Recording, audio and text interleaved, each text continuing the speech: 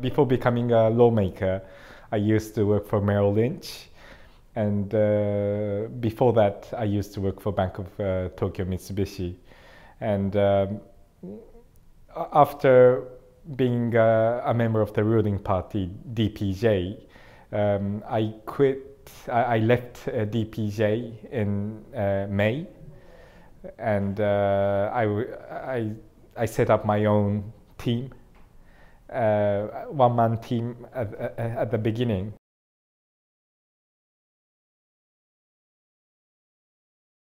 We have several restrictions working on your own. For example, we cannot have questions in each committees, or therefore you cannot be so influential on policy makings. Therefore, four of us got together and set up our own group, and I became the head of the Kaikaku Mushozoku no Kai, which is a kind of reform new. It's not a party yet, but it's one of the groups amongst the Diet. Because all the members who joined the group are very much keen in reform. That's one. And number two is independence is very important right now, because if you belong to a big party, we have very important agendas such as the nuclear issue, the consumption tax, the TPP, etc. And we want to make our own decisions. And if you belong to a big party, you have to stick to what the party decides. And therefore, we want to kind of make decisions independently.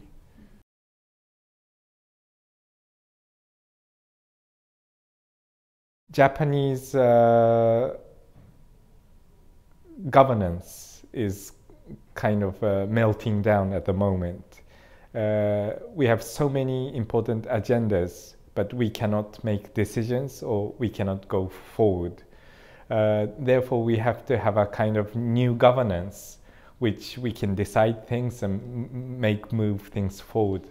And I think the old system, depending on the bureaucratic system, etc., in the 1950s, 60s, it worked out very well. But now it's kind of becoming too old system. And in a kind of saturated economy like Japan, I think we need more dynamic changes in terms of governance. So one thing we are targeting is we need a new government, new system. And number two is I think the speed is democratic system sometimes can be very slow in making decision making. But I think we need more speed in terms of making decision. And because the world is moving so fast, we need to kind of change the whole system itself. I think the current Prime Minister, he decided to do things based on using the bureaucratic system, which is an old type policy making, I think. And if you want that system, that's fine. But I think that is not that is not leading us to the right direction, is my own view. Therefore, I think we should have a new system that we decide the policies and we carry out and implement what we want to do. And that's not what we want at the moment, I think.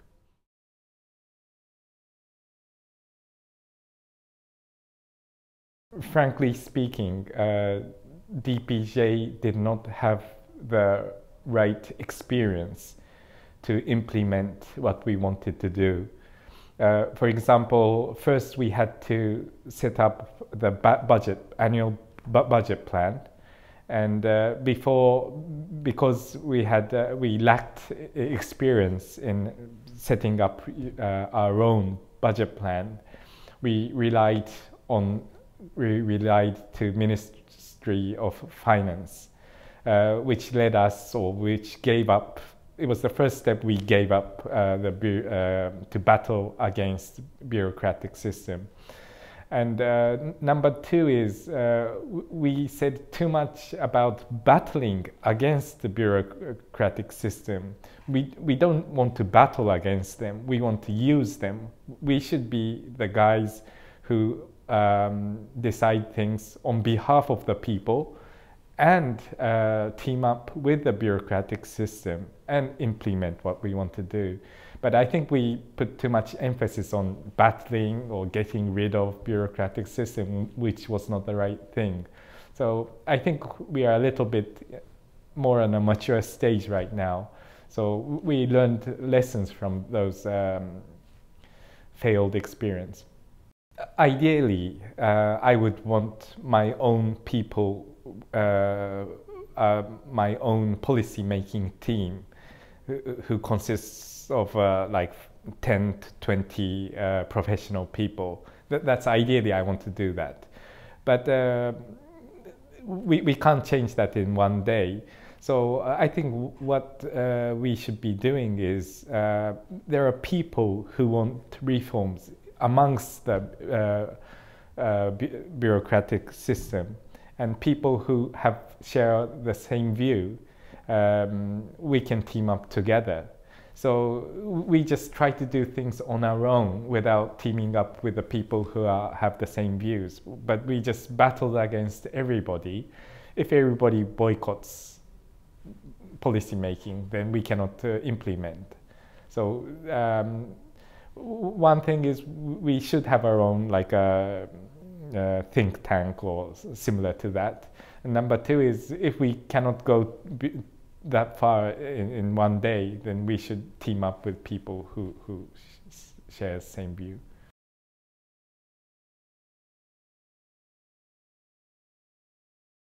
I think because if one becomes vice ministers or deputy ministers or ministers, it's the first time one becomes a minister basically, because it's the first turnaround in the government in 50 years.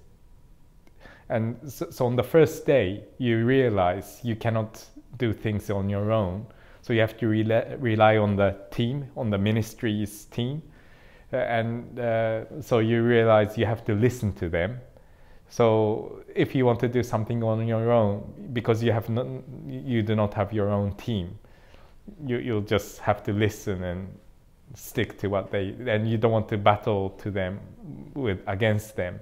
And I think Sengoku-san or at the time Kan-san, I don't know who it really was, but they fired Nagatsuma-san. Nagatsuma-san was maybe he could have done it in a better way, but he was trying to kind of do Seiji Shudo policy making. And maybe he could have been more sophisticated manner, but the prime minister fired him. Therefore, everybody thought, oh no, if we battle against the bureaucrat system, then we might be fired, or you're assessed as not being able to carry out good business.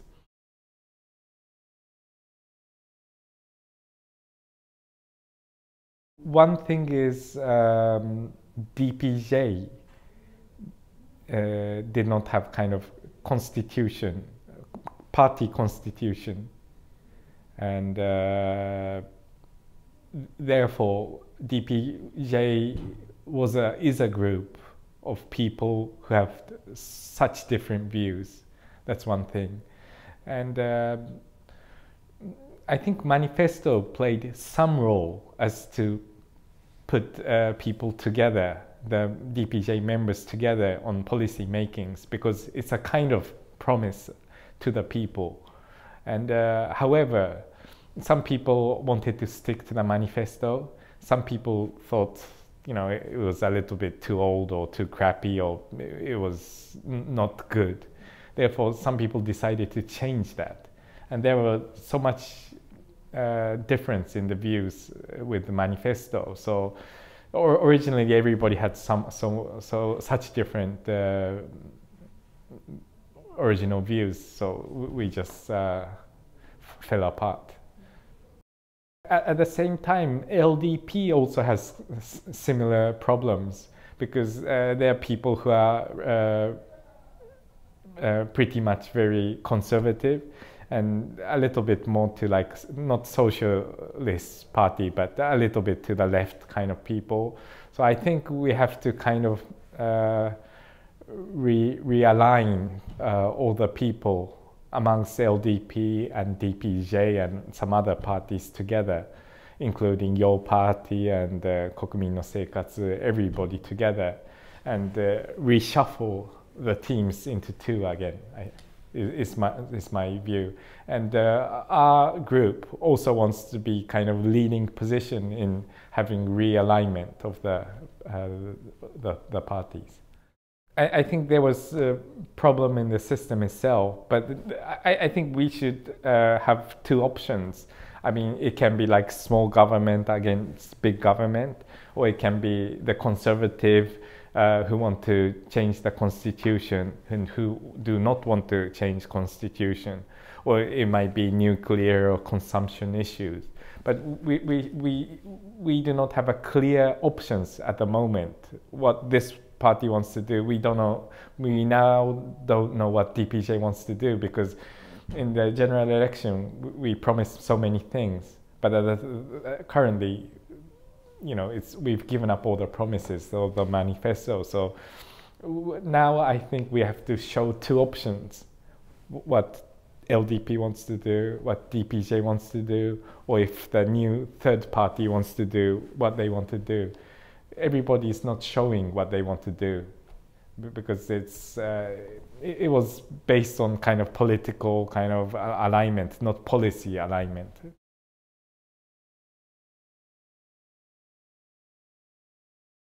Your party, Minanoto, has shown clear kind of visions what they want to do. So that could be a good example of showing your policies. And I think there will be a group of people, including Osaka, who wants to have a small government and who have kind of conservative views. And some people from DPJ might join them. Some people from LDP may join them. I think they will show some clear flags of what they want to do in the short period, in the short term, in the near term, I think. So I think Hashimoto-san will have an open discussion session with all the smaller parties, excluding the DPJ and LDP, and he will show his own 8 manifestos and ask everybody who can agree to that. And in some cases, he might be giving up some of the ideas Osaka is raising, but I think he will have some compromise. But all the other parties who want to team up with Osaka will need to have their compromise, make a big compromise, and join the team. And they will have to sign the Osaka Manifesto to become a member of the team, which will be kind of governance of the new team. So because you signed the manifesto, you have to implement all the ideas which Osaka is showing, and that is the governance. And they know the bad example of DPJ because everybody did not stick to the manifesto. The team just fell apart. But in Osaka's case, because everybody declares that they will carry out all the policy, then he will not have any problems in the governance issues.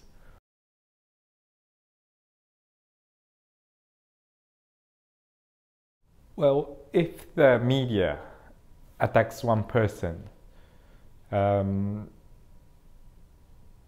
like media is attacking Ozawa-san, it can damage one person quite badly. Ozawa-san is a kind of typical case. And at the moment, Hashimoto-san is very popular, and therefore the media is not attacking him that badly. But once they really focus on attacking him and start attacking him, then he might be facing big problems. Having said that, when he had the the local election as a Osaka mayor, some medias were already attacking him. But he's not he's not selling himself as like a clean image anyway. He's selling himself as a man who can change things and who can implement things. Therefore, his negative side is not a big agenda to many of the people. And whoever wants to change things will be attacked anyway.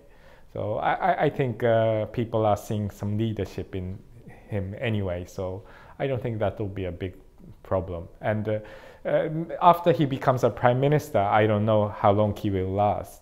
But until the general election, his popularity will last for long, until the general election, I think.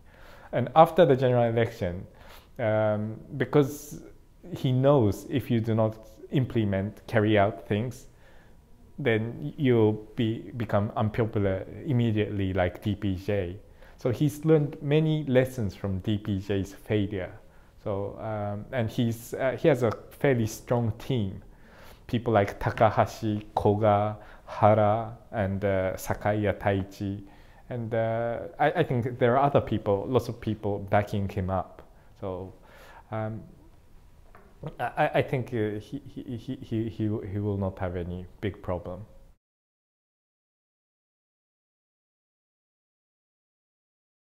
I think there's still potential members who might join Ozawa group at the end, who are still as a DPJ members right now.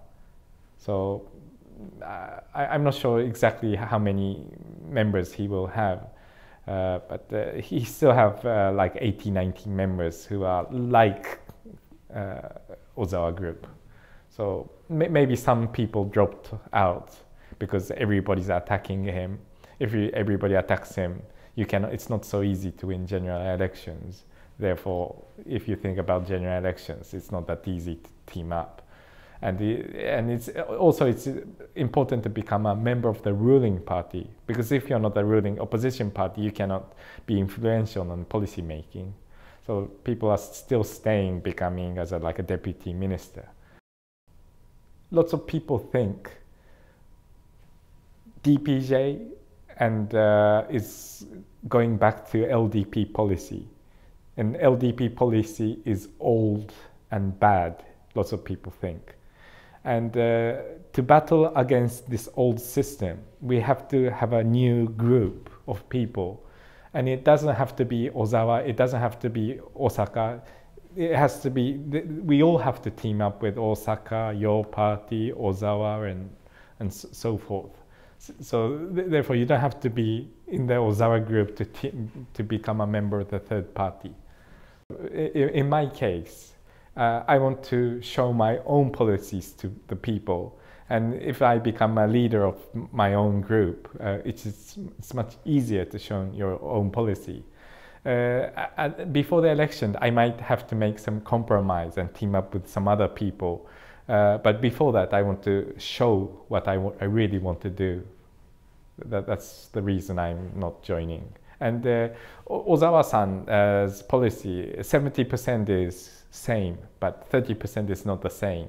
But it's same as DPJ, like 60-70% was the same, but 30-40% was not the same. LDP, it's, you know, you have to make some compromise to become a member of a big group, because we have TPP issues, nuclear issues, consumption issues, the constitution issues, national security. So it's not so easy to kind of join one big party.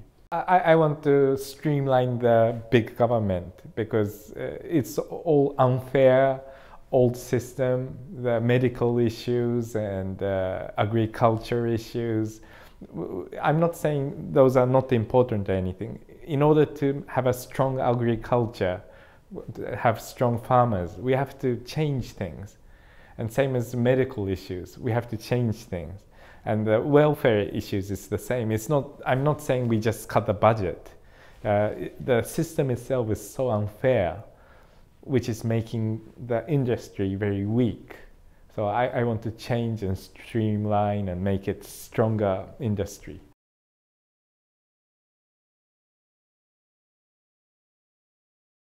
In principle, I am a believer of free trade. That's number one. And we are discussing about 23 areas in TPP. And some areas I'm against. Some areas I support. And like 5 to 7 areas, I don't even understand what's going on. And the answer is, I don't know the content yet. I don't know what is even being discussed. And they're all rumors. You know, we will have a different life insurance issues. We might have a new, it'll spoil our medical system itself, etc. But these are all rumors, not facts yet. So therefore, it's too early to say I support or I'm against TPP at the moment. And one thing I think we should do is I think it's okay to join the negotiation, because without joining the negotiation, we don't know what's going on. And if it's good for Japan, we join. If it's bad for Japan, we don't join. I think that's very logical kind of decision making.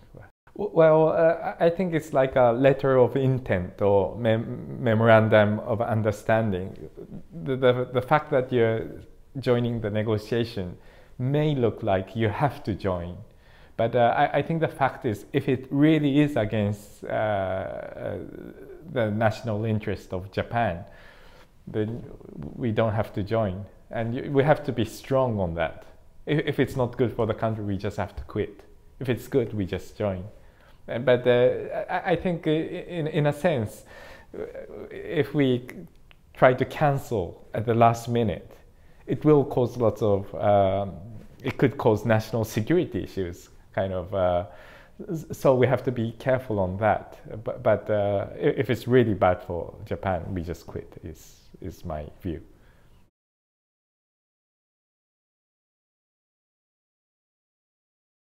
Well, I think his strength is that he did not care about breaking up DPJ. If he wanted to keep DPJ together, it was difficult to make decisions, I think. So that's one of his strengths. On the other hand, he might be seeing problems because he has not yet passed through the consumption tax in the upper house yet. And if he does not win in the next general election, it might mean that he might have to cancel the consumption tax, because even once it's passed, you can still change it again. So I'm not saying he's made decisions, some decisions, that's probably true, but he has not yet implemented all those decision makings yet. He has not joined TPP, he has not done Senkaku yet. You know, he has not changed the national security, the group defense issues. He's just trying to do at the moment. He has not done anything yet.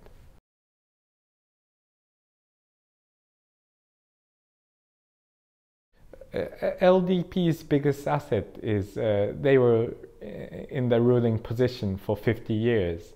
So they still have lots of goodwills. In your electoral district, they still have like supporting teams.